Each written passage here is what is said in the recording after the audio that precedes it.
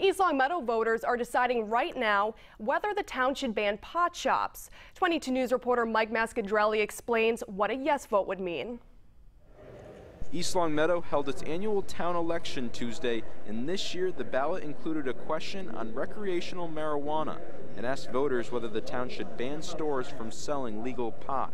We have a real strong, children base in our town. For our town, I don't know that I think it's the best. I'm glad that every town gets to answer that question themselves. Here to vote against it because I really feel that it's necessary. Same thing as DUI. To me, it's in the same category. East Longmeadow residents voted here in the gymnasium of the Birchland Park Middle School on Tuesday. The town was expecting between 10 and 15% of all residents to vote in this election. Voting took place all day, beginning at 7 in the morning.